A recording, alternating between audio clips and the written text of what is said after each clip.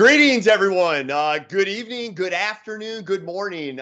My name is Eric Matei, and it is a sincere pleasure and privilege to be welcoming everyone to this installment of Akrinos Access. Where, as you guys know, look, we are all about awareness, education, and accessibility to solutions.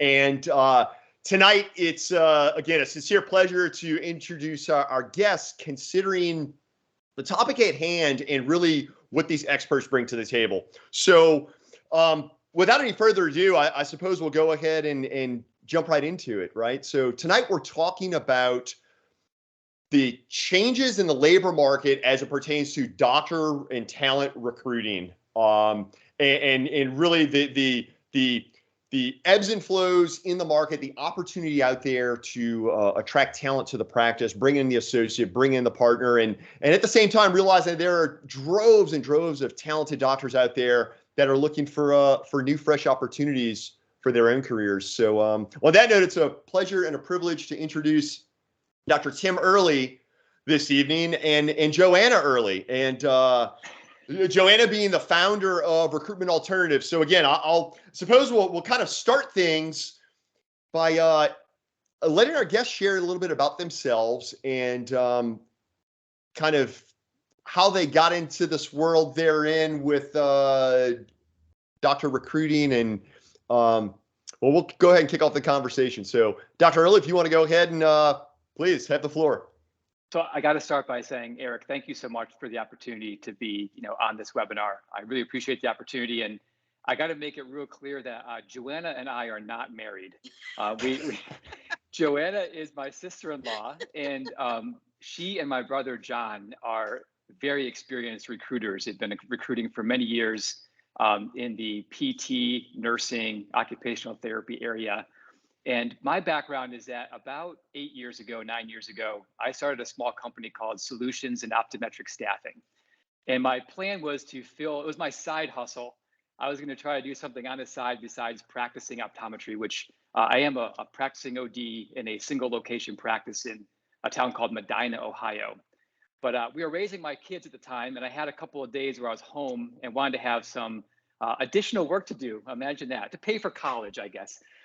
So I talked to John and Joanna about some of their recruiting, and my brother and Joanna both said, listen, there is an opportunity in the optometric area. We've had some folks looking for optometrists, and I took it upon myself to start this small company, Solutions in Optometric Staffing. And to make a long story short, I got very active in consulting and doing some other work, educational work in the optometric area. And that business kind of sat on the back burner for a couple of years. And as time went by, I basically talked to John and Joanna once again about, there's a need for this in optometry, folks who are, people oriented when it comes to hiring and bringing on associate doctors. So it was something that I think it fit what they're already doing in that space in the nursing and PT field. And I'll let Joanna take it from here because they just kind of took the ball and rolled with it. Well, thank you, Eric, and thanks, Tim, for passing the ball off to me here. So I am Joanna Earley. I am one of the founders of Recruitment Alternatives. As Tim mentioned, we have been placing healthcare professionals since 2001. I happen to be a physical therapist by background, so that was where we got our start. And kind of over the years have expanded our reach to include other types of professionals. And as Tim mentioned, we have been moving into the optometric space most recently, and almost exclusively working with optometrists at this point. So we are a small business, and we are gradually increasing our client base throughout the country. We do placements anywhere throughout the United States. So thank you, Eric, for having me, and it's a pleasure Excellent. to be here. Excellent. Awesome. And again, thank you all for being here. And I suppose as we're now going to like kick off this conversation, to those of you joining us, guests joining us, if you've got questions you'd like to raise, please do go ahead and drop them in the chat. We'll go ahead and get that rolling here in the chat. Oh, I put chat.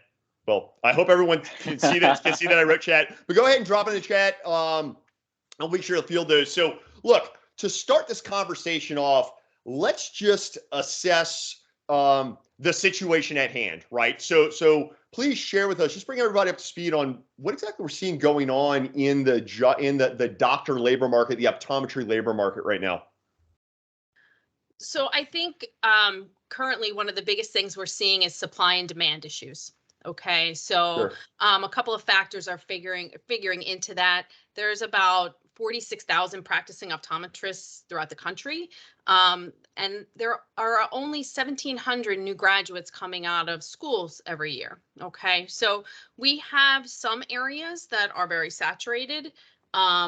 Those are mostly the ones that tend to be either around larger cities or in areas where there are schools or multiple schools. Okay. I think we're seeing a backlog of patients because of the pandemic. You know, practices were closed. That also put a hold on hiring. You know, we saw hiring kind of almost shut down completely, like we had never seen. I mean, obviously these are all unprecedented times, to use the cliche, but you know, and people weren't going out and getting their routine medical care. So now all those people have flooded back, you know, to catch up on their doctor's appointments, and some, unfortunately, some conditions that may have been caught early have now progressed. So that's, you know, causing kind of a backlog of patients as well. We're seeing more optometrists, I think, specialize, and Tim, maybe you can speak to this, where I know when I'm talking with candidates, you know, they're saying things like, I only want to work at a practice where I can do specialty contacts, or I only want to work with ocular disease. I only want to be in, you know, a combination OD, MD type of practice. So Tim, I think you can speak to that specialization of optometrists and how that's changed over the years. Yeah, that's a really good point, Joanna. In talking, I do some consulting around the country and talking to doctors who are looking to bring on associates. Not only is there a specialization going on in the profession, I think whether it's ocular aesthetics, patients who really want to get into specifically like dry eye as a specialty. We see a lot of folks going to vision therapy and sports medicine, for example. So when we start looking at docs, you know, new graduates or doctors wanting to relocate and finding a good match for them, those are some of the questions we're looking at now. Is, are there areas, I think this is what Recruitment Alternatives does well, is taking the potential employer and the potential candidate and finding a good match. Because most docs, when you get down to it, have a passion for something in the profession that they really want to kind of focus on. And if that brings value to a potential employer, it's a match made in heaven. I think bringing something in that they may not be currently offering. And I hear that a lot from a lot of the residents I speak to. We're talking with one, bringing them into our practice here even as soon as this summer. And she spent the last year or so at a VA hospital, pretty much surrounded by the medical model, doing a lot of AMD, diabetes, glaucoma care. And she fell in love with that kind of optometry practice. So she's got to find a place where she can use those same skills that she enjoys.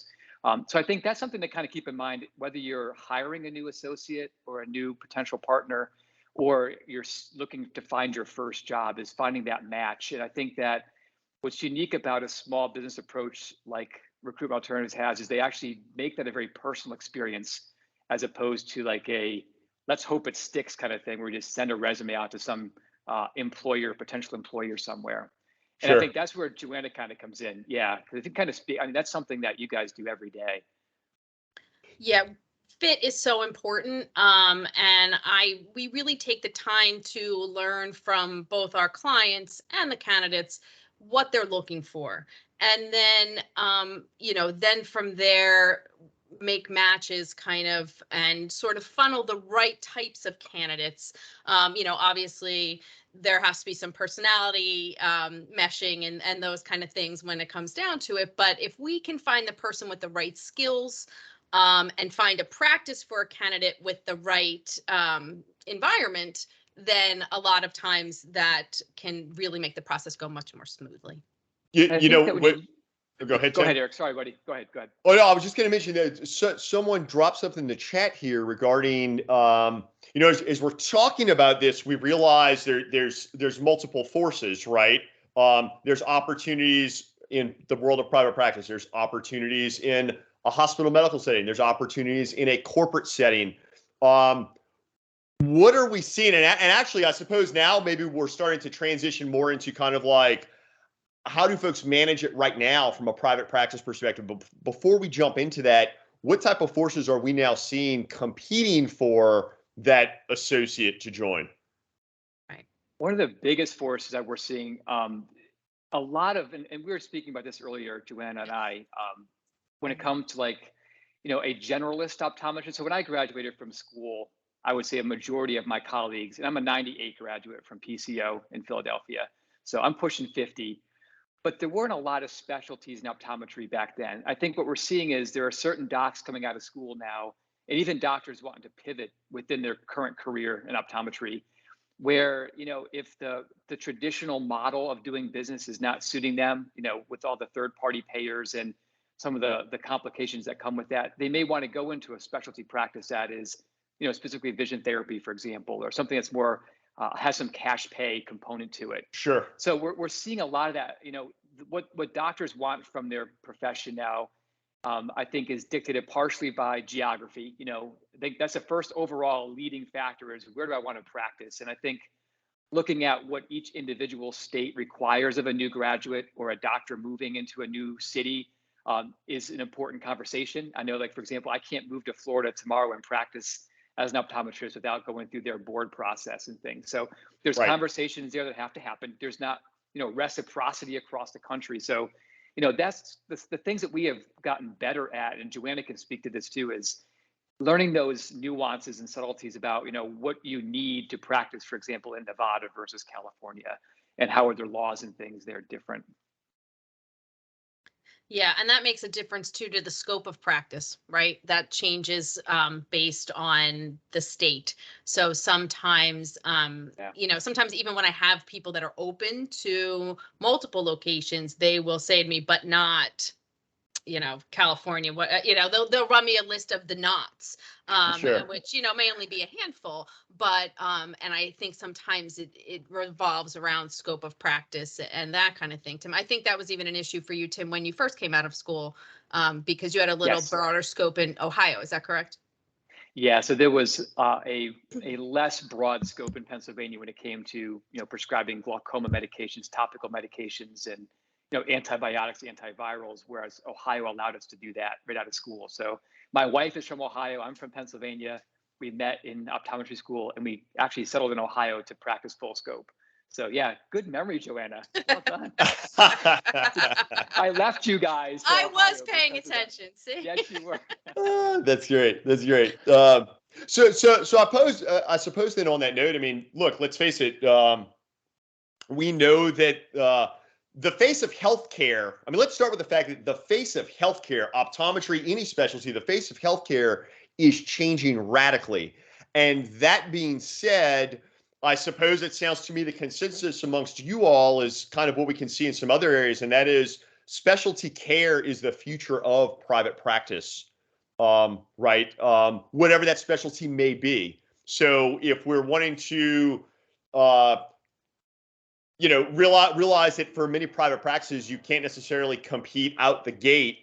You can't always compete, at least presumably you can't always compete with what a corporate contract could offer an associate, which I will say, I mean, that is an area that Akrinos, I mean, strategic associate compensation, to have that comp plan in place, that benefits plan in place, that, wow, the private practice can be competitive to that incoming associate, but have it structured in a way that's in the best interest of the practice, which I think is what some practice owners may fear from time to time. So yes. Okay. So that being said, let's dig a little bit deeper. I mean, what are you all seeing? Obviously, from your perspective, being kind of matchmaker, if you will, you also, I presume, have occasions where you're engaging a prospective placement, and then they're saying, hey, thanks, but no thanks, I've taken the corporate gig. Walk us through the prevalence of that these days and why that associate would go that route as opposed to a private practice route. Yeah, that's an interesting question. I see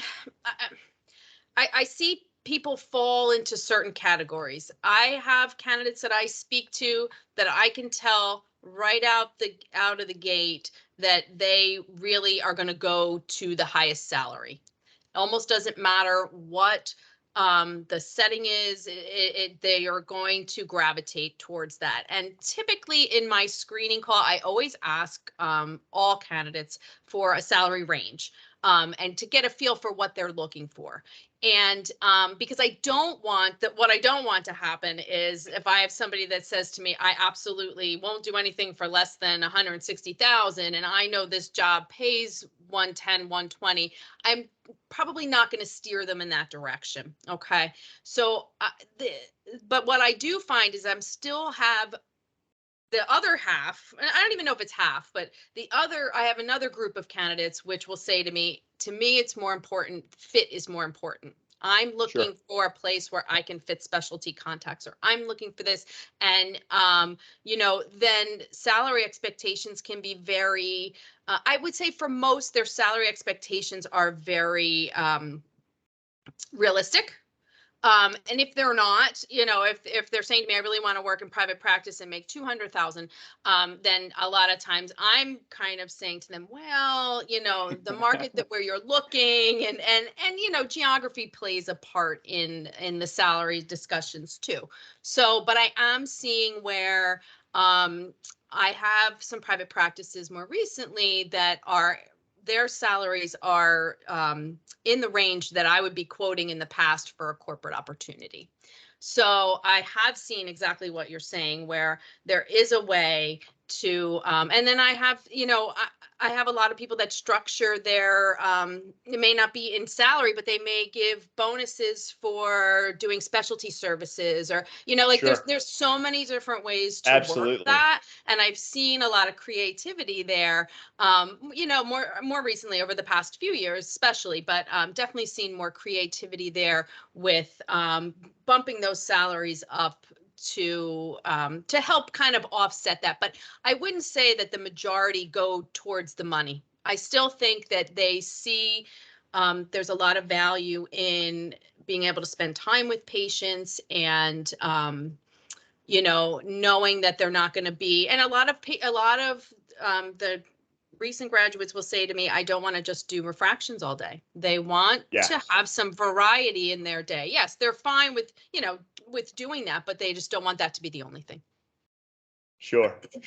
And now I suppose a follow-up to that, again, something else dropped in the chat there, which harkens back to the conversation that the three of us were having earlier today. And that is, because, Akrinos, we truly, we interact with doctors every day all over the country that are private practice owners that are looking for that associate, and presumably looking for that associate of like, hey, you're going to come, but if you're going to come on board, it's kind of with this expectation, we're going to date for a year, and then we're going to be ready to have a conversation to start the transition, right? So that being said, again, dropped in the chat here, employed versus ownership opportunities. What are you guys seeing there amongst your placements?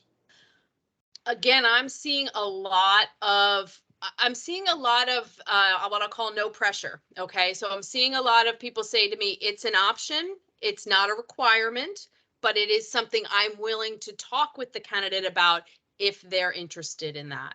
I would say the majority, I've had a handful of new graduates this, this season, I'll call it, who are only looking for ownership opportunities. That's all they want to see. But that is by far the minority. Okay. Most are willing to talk about it, but they're not quite there yet. I think they're still thinking about their loans and just getting started and kind of getting their feet wet and getting interested in all of that.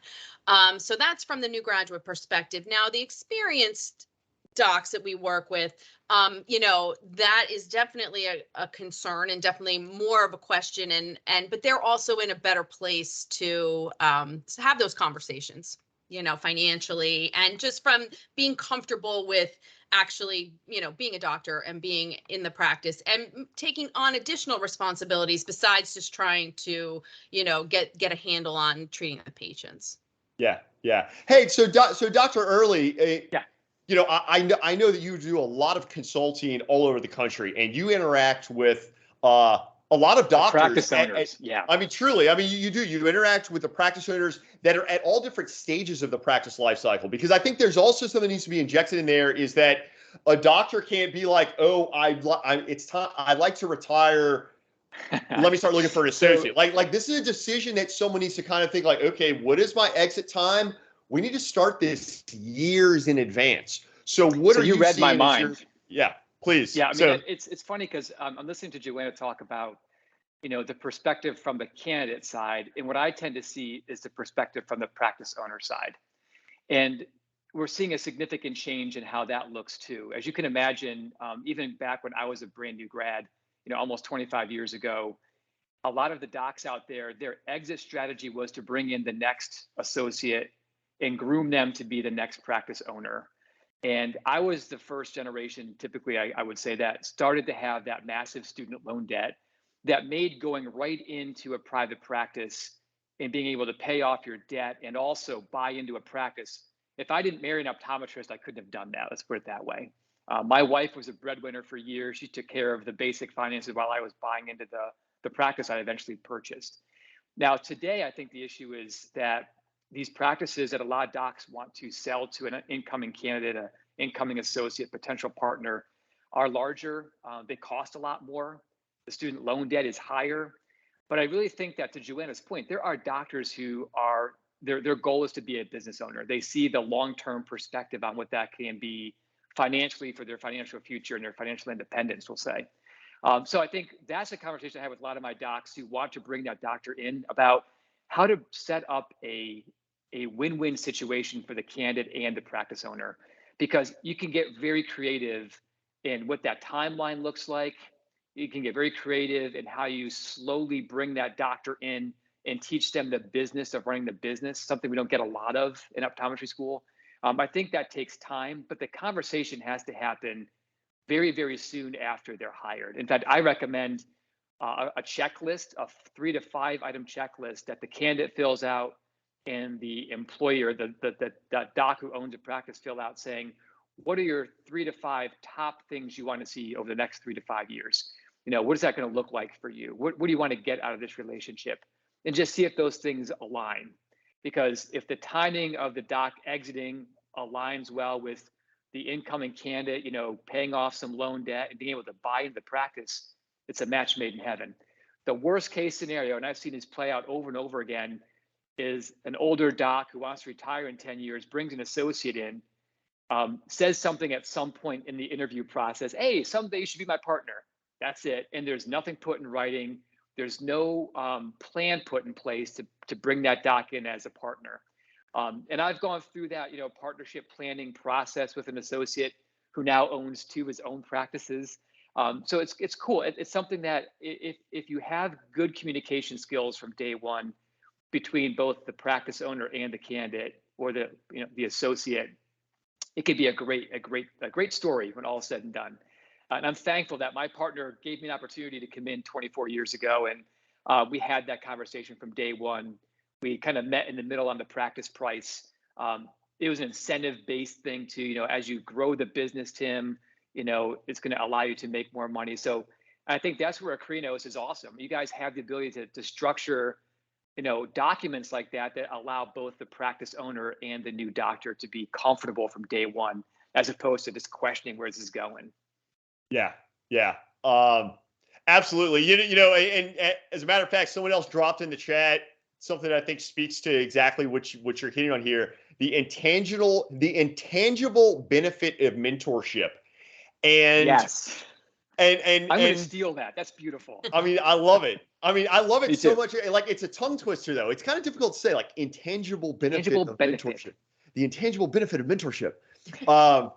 Anyhow, so but yeah, when we serve it then in context, we realize that, and we know this. Look, I am actively involved in a number of online communities around the profession, and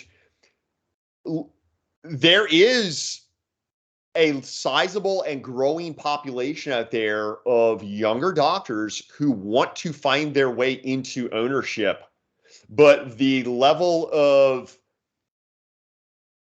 the degree of considerations that go into that, when you kind of pile everything on top, it's natural to have a pretty high level of fear, an understandable level of fear associated with it. So, so this little comment in the chat, the intangible benefit of mentorship. I mean, when you think of how impactful that can be, Dr. Earley, I know you shared that it was, a huge part of your taking over, buying into the practice, taking over ownership. And, we know from folks we've worked with, I know from folks just in my years around the industry, to see that it is truly a remarkable benefit. Okay, so that being said,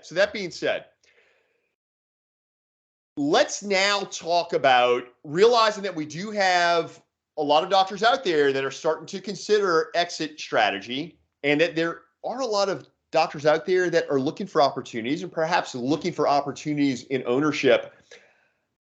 What's kind of the current way folks have been doing it? Like, in other words, y'all shared something with me earlier today that I thought was great, and I'd like you to elaborate on it. The whole post and pray approach, right? So presumably, if we have a doctor, if we have a viewer right now who is in this position of, let's do it. Let's find that associate. Let's have the conversations from day one. Be sure the person we're having perhaps move across the country to come and be a part of our community and be a part of my practice. Let's really smash on the gas pedal. But speak a little bit about the whole post and pray approach and some other approaches that, well, quite frankly, may not necessarily be serving the ends. That's Joanna, man. I love that. Well, that has come from, I think, the job boards becoming very prevalent, right, in our, and I think sometimes, people think, oh, I'm going to put an ad out there, and, the right, and hey, that definitely can work. Ads are great. But it's the whole hoping that you put a job up out there on, any of these Monster, Indeed, the school boards, any of those type of places, and that, the qualified people are going to find it and then, keep pouring in. So that approach, again, can have some success, but when we are working with candidates and clients, like I mentioned earlier, we are really facilitating that match. Okay, so we are, presenting the opening to the candidate. We're getting them interested in the position, and hopefully getting them excited about the location, all the different facets of so much more than if they were to just read about it. Okay. Sure. And so that is, so that is something that we talk about in recruitment, and you put something out there and just hope that you get what you're looking for, right? But what you're looking for is so much more specific than what, and sometimes I think that, we really try to do a good job of screening our candidates to know. So by the time I'm presenting them to a practice, I've spoken to them, they're interested in the position. And we've kind of taken that initial, we know they're interested, right? So we're nobody's going to ghost you at this point. You're going to get a call back when you reach out to them. They're expecting, and we share a lot of information. That's one thing that's a little different about us. I share the name of the practice. I share the name of the doctor that will be contacting the candidate, or sometimes I'm the one that's setting up the initial phone conversations, interviews, whatever it might be. So, there's a little more hands-on there than just, putting something out on the internet and hoping that you gander a response.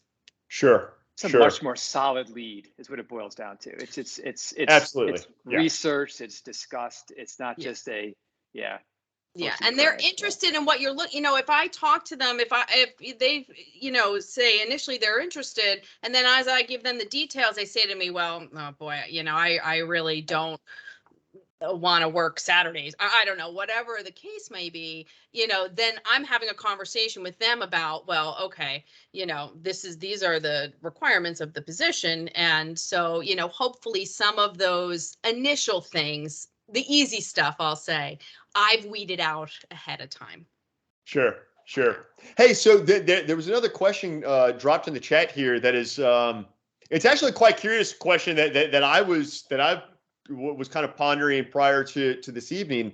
The question reads, how has the housing market affected recruiting for both employed positions and practice acquisition, which I suppose we could bring up a level and just consider cost of living, right? So let's consider housing market, cost of living.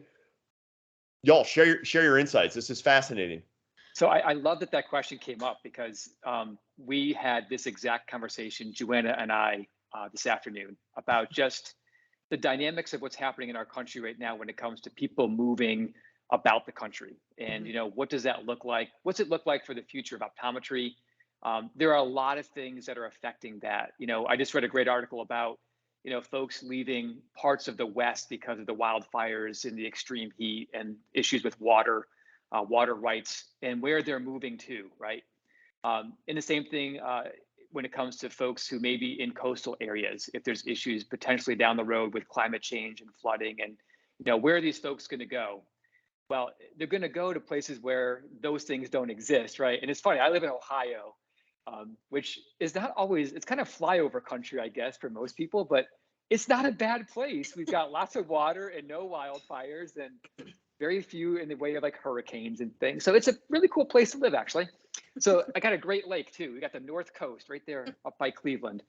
So I just sold you all on Ohio, I'm sure. But the reality is that Ohio was a kind of place for years. When we moved here 20 some years ago, Ohio was a kind of place you moved because the cost of living was low. I didn't want to stay in Philadelphia. I couldn't afford it. There were certain places on the East Coast, Vermont, Connecticut, I looked at, I couldn't afford it. Ohio was affordable. That's changing. There are areas here where I can't believe what my house is supposedly worth right now compared to what I paid for it. It's ridiculous. But that is a reality.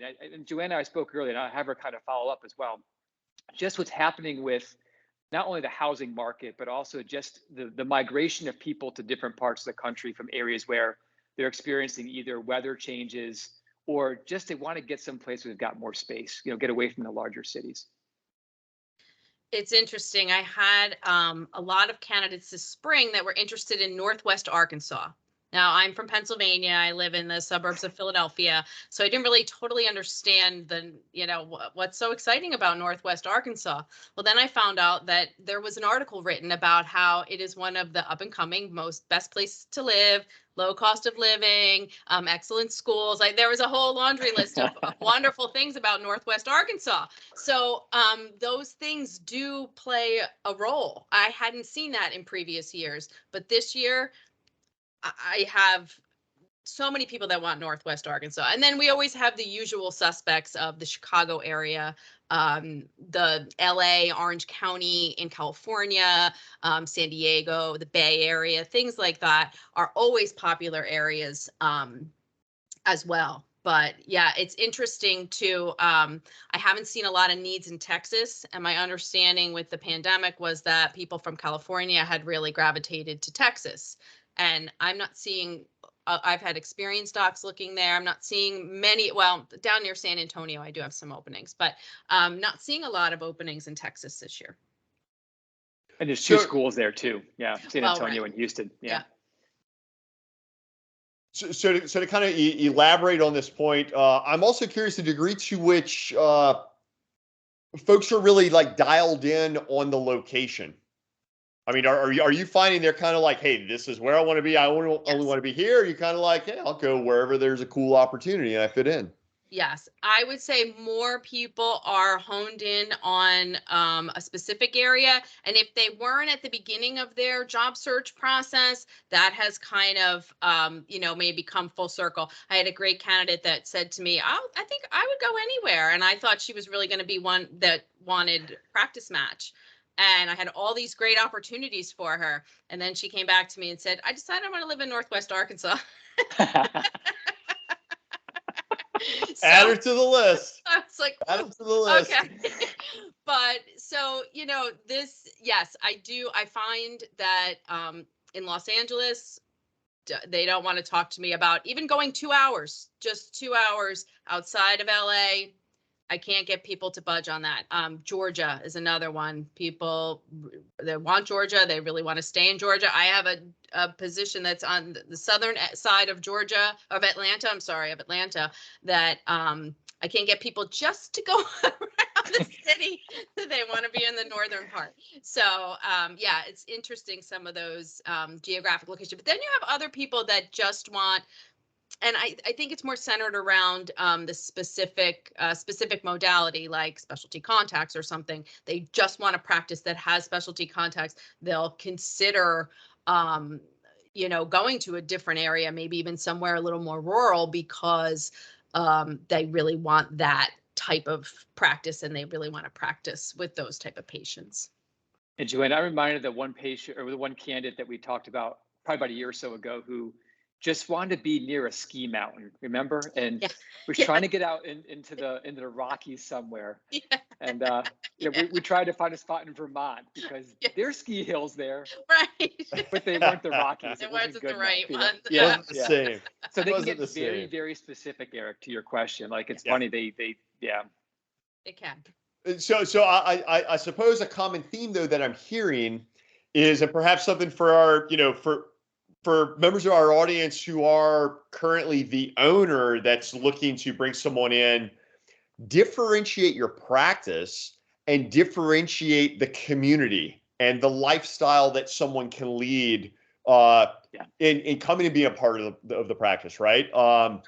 That's I suppose one of the fascinating things that has come out of the last couple of years is the degree to which we can connect in channels like this, and folks can make some very big life decisions through these types of channels, right? It's no longer looking just within the confines of, your local optometric community or your state association, which actually we're going to get to that in a moment, right? Some of these best practices that doctors can do to recruit an associate, right? But that being said, realizing that the days of just networking in your local optometric community or, at that state association level, man, like now we can really look coast to coast, because the fact is there are doctors in all corners of the country who are looking for an opportunity to fit in, looking for an opportunity to fit in with an opportunity to perhaps buy in.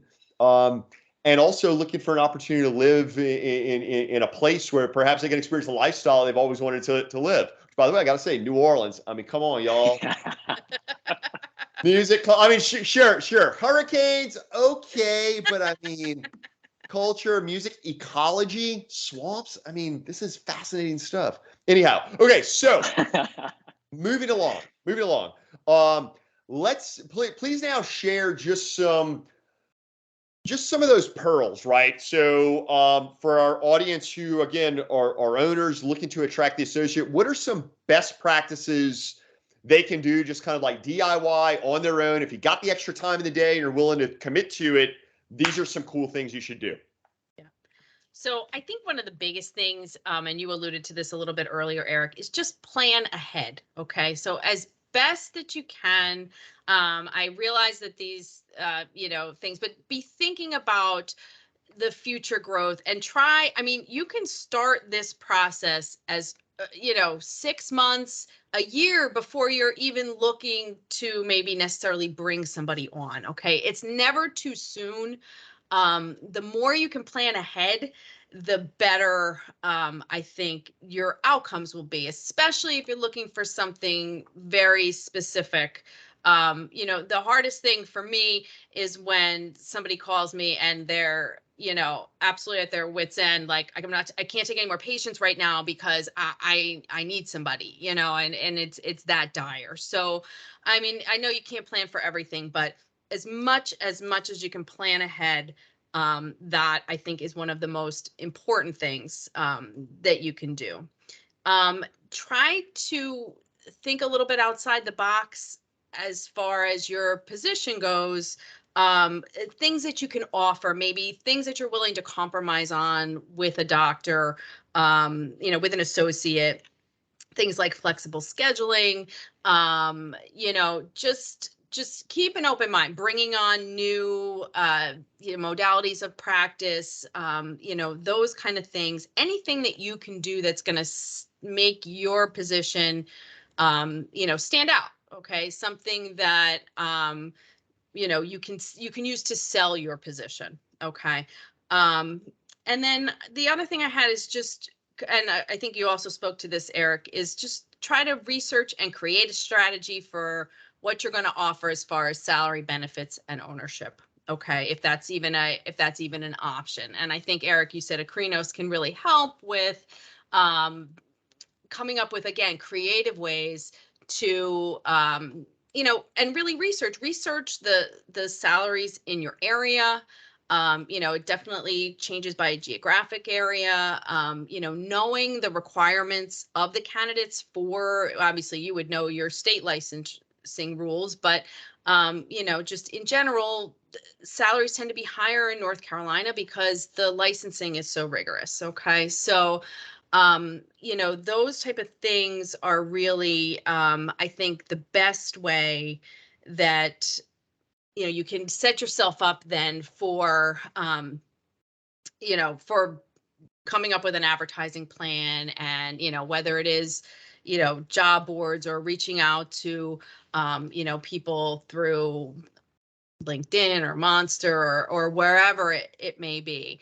But if you have a solid plan, I think that goes a long way to then your success, and knowing what you're really looking for. Okay, Yes, and being open-minded, right. though, to also maybe amending that if the right candidate presents, and maybe they want to do dry eye instead of vision therapy. I don't know, whatever it might be.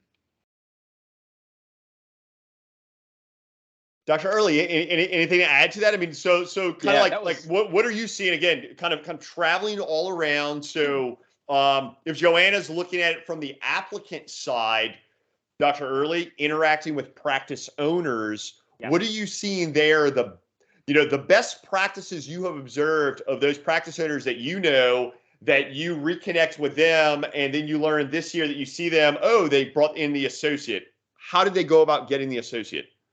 Yeah, and walking through, I've got several clients around the country that I've walked through the process of bringing in an associate doctor, and every situation is incredibly unique. So, Joanna, you hit all the high points. I think one of the most important things that we talk about is being the leader in your geographic area when it comes to providing excellent benefits. And it can be all kinds of benefits. It can be something as simple as some personal absence days that nobody else in the area offers, some paid holidays, for example, a 401k with matching funds. We always offer that to our employees. Health insurance. There's ways you can offer health insurance with an option to get family coverage for your employees as well. A lot of our colleagues don't do that. And when you see offices where employees, whether they're OD employees or staff, when it's a revolving door, it's simply because they're jumping for better benefits someplace else, or it's the culture. So I think creating a culture that allows an OD to come into your practice easily, proper staffing is important. And the most important thing really is mentorship, mentorship, mentorship. Being there to bring the doctor in, and it may not be you as the practice owner that's the mentor, but make sure there's someone there that's going to allow that first 6 to 12 months to go smoothly, to have the associate go through the process and get to know the staff well. The docs you refer to, the surgical extension of your practice needs to be someone that they're familiar with. They understand how to, interact with those folks.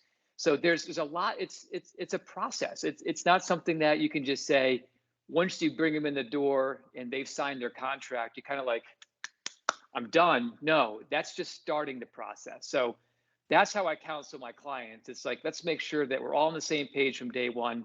Let's make sure that we've got the people in place in your practice to make the transition smooth. Make this person want to be a practice owner. Make them really basically become a part of the family, so to speak. And that sounds cliche too, but in the practices that do it well, it's the culture that keeps people, whether it's staff or ODs. It's a culture of inclusivity and a culture of people that feel like they are valued. So We try to value Absolutely. them not just with a paycheck, but with just the culture of, hey, appreciation, the thank yous, things like that. They sound so simplistic, but it makes a big difference. Love it. Absolutely. Could not agree more. Could not agree more. So, okay. So that being said, we had a question dropped in the chat also as it pertains to, for a doctor that has the time available and is like, hey, you know what, I'm going to go ahead and, really put some effort into recruiting someone.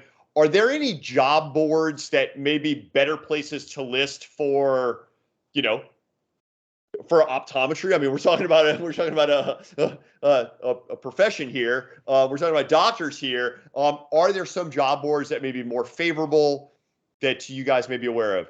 Yeah, that is a great question, and that is something I think we're lacking, honestly. And as a physical therapist, I also I find this as well. And we had always found this in our recruitment. There used to be a site called Health Jobs Nationwide, and I believe it is still functioning, but not to the same level that it was. And that one was great because it was geared toward healthcare professionals. The problem I find with the Indeeds and the Monsters and some of those other type of job boards is they're almost too general. Okay. Like if you have somebody in a business profession, right, it doesn't necessarily I don't want this to come out wrong, but it doesn't necessarily matter what their background is, right? You could be trained in a certain kind of, business management or what have you, and, morph into a different type of, you can't be an accountant, but you can be something else. An OD is an OD. A physical therapist is a physical therapist. And when I myself have put things out on Indeed, they'll send me occupational therapy jobs. Well, I can never do that. I get it that it seems like it's close, but it's not the same thing. So, right. So the job boards that are out there aren't necessarily geared towards medical. And Yeah. I think that sometimes can make them a little less advantageous for when you're looking for medical type professionals. Right. So I don't have a great go-to necessarily for healthcare professionals. I think that what we have out there is a little too broad. I don't know, Tim, if you've had a different experience just with the optometry sector. So it's funny. I don't know of a very good specific optometric job board. What I will say though is this: I did some research earlier on, where are, for example, new grads going. And what's funny is I'm almost 50, and when I think of dropping a job and praying, I think of the Indeeds and Monsters and ZipRecruiter. So I'm going to give you some names of some that I never even heard of before.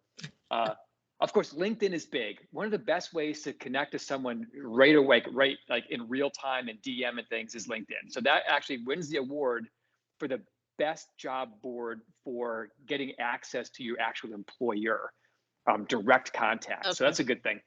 Scouted. Ever hear of Scouted?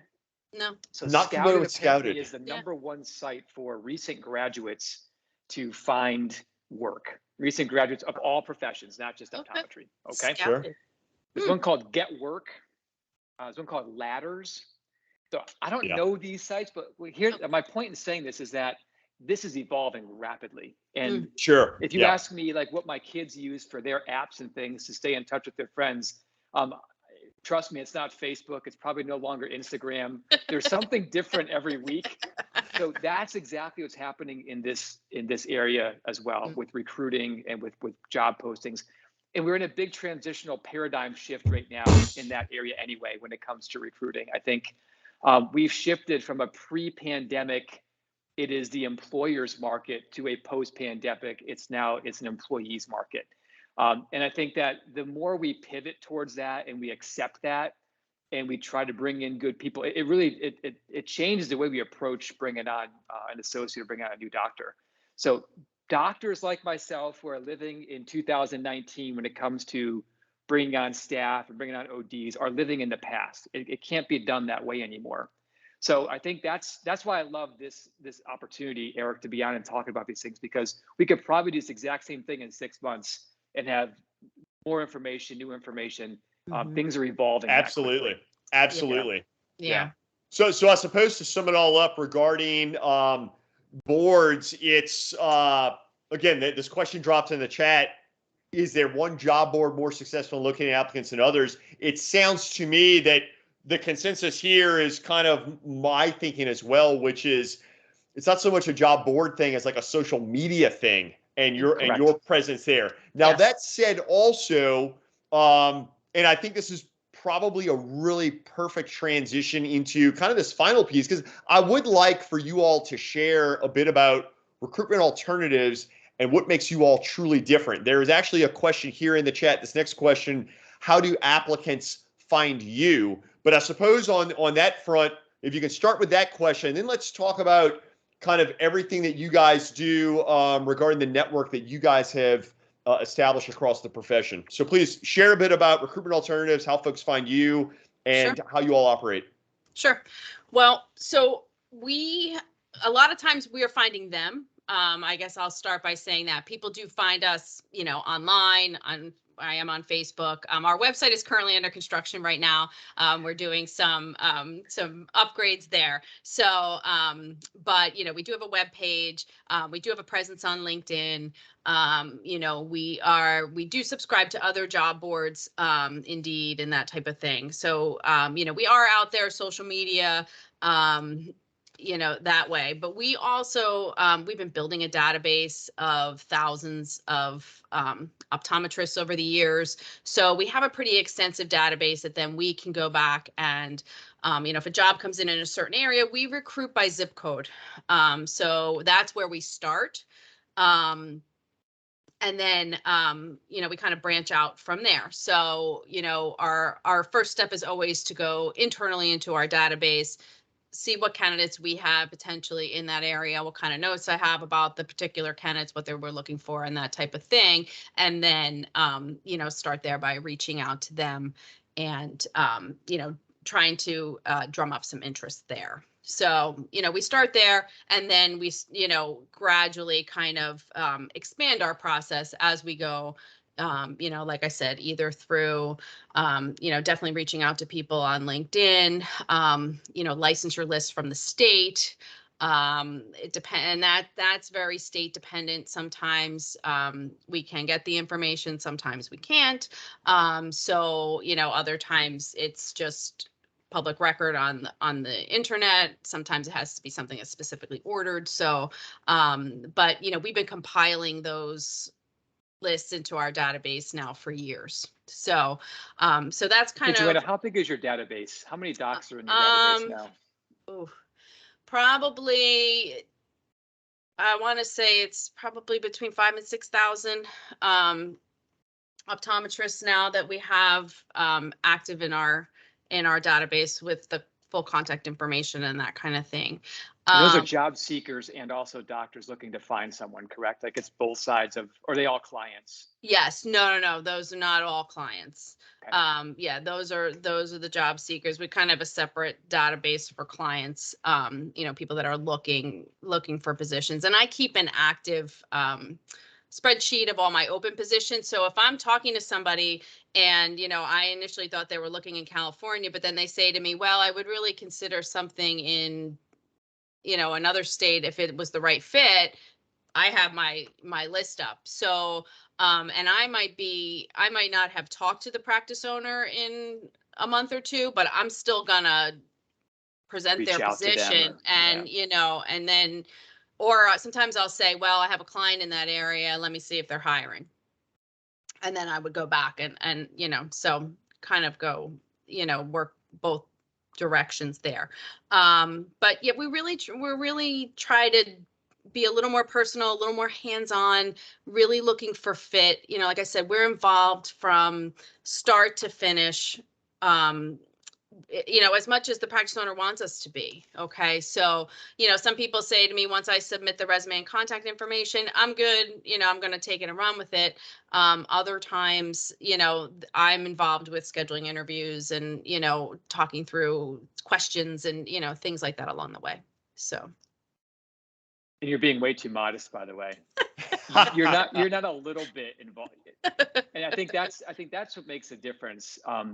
And I've actually worked with John and Joanna, Recruitment Alternatives, their company, and sent, clients of mine to them, and they've helped them find associate docs and things, because it's a different approach. I think when you call, you get somebody on the phone. It's not like it's personal. And I think what's missing from a lot of our relationships in general these days is the lack of that personal touch. I think that's what makes Recruitment Alternatives different. So yeah, I'm biased for sure because Joanna's family, but that is, I think that was always our mission from day one when we founded a recruiting company, all those years ago.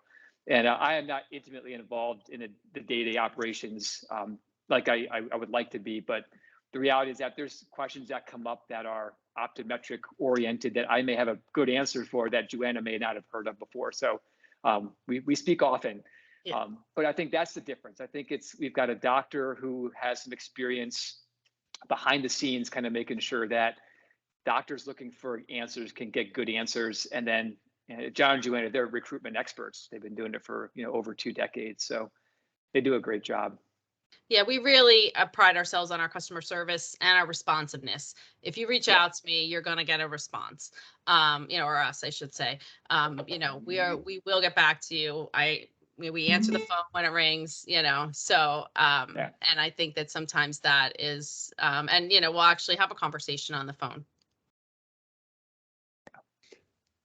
So what I'm hearing, and I suppose when we kind of put this all together, because let's face it, the real need here, quite frankly, is the time, right? I mean, I know, again, just from interacting myself, all of everyone within in our Akrinos world, like everyone in our team, interacting with doctors all the time who are wanting to bring in the associate, what have you. But it really does boil down to if the doctor has the time to put in all that goes into finding that perfect match, and that's what it seems to me that personal touch, if you will, that you guys bring to the table. And something, Joanna, that you said that I absolutely love, and that is it's got to be all about the fit, right? It's got to be all about the fit. Do they fit the vision of the practice? The scope of care that they're wanting, their vision for themselves professionally, does it fit into the practice? And no doubt. I mean, I suppose as we wrap up this conversation, I've got to say, it's definitely bestowed some insights to me that I think, quite frankly, is very exciting. It's very uplifting. It kind of points to the opportunity out there that I think sometimes, private practitioners from time to time may feel like, oh, wow, like corporate, hospital, medical, like these other environments are just like, I can't compete. But it sounds to me like you really can compete. And it's about competing on differentiating yourself as a practice, differentiating your vision, and empowering that associate to practice the way they want and also experience that lifestyle that they want, as we're talking about now, working in this world that's no longer like this little local cosmos of recruiting, but rather like truly recruiting prospective associates from coast to coast. Well, Dr. Tim Earley. Good job. Yeah, you wrap it up beautifully. Yeah, it's yeah. I think what I mentioned earlier that there's 40-some thousand ODs, and the nice thing to kind of wrap it up too, Eric, is that the profession is growing at a greater than 10% rate every year. So there are going to be candidates coming out. I think that's why I think this is so exciting too, is that there are going to be great docs, well-trained docs who want to come help us in our practices. So I think that's where, again, if you want to get the right fit, I think you got to work with the right people to make that happen. Absolutely. Love it. And last but not least, Joanna, how can folks get in touch with you? So probably the easiest way is either by phone or email. My email address is just my name. So it's Joanna, Joanna, and then it's at recruitalt.net. So please, I just dropped that into the chat. Oh, that's us, right? Yeah. All right. We're set. Fabulous. All right. Well, once again, hey, thank you all so much for joining us this evening for what has been an extremely valuable and insightful conversation around doctor and talent recruiting in the modern healthcare environment. To Dr. Tim Earley, Joanna Earley, again, thank you for joining us. To our audience, both those live and everyone watching it on our YouTube channel, thank you for joining us. Be sure to subscribe to our YouTube channel. Follow Akrinos on all the socials. We are all about raising awareness, educating, and empowering doctors to live their best life in private practice. Have a great week. Take care. Thanks, Eric. Thank you, Eric. Thanks, Joanna. Bye. Bye-bye.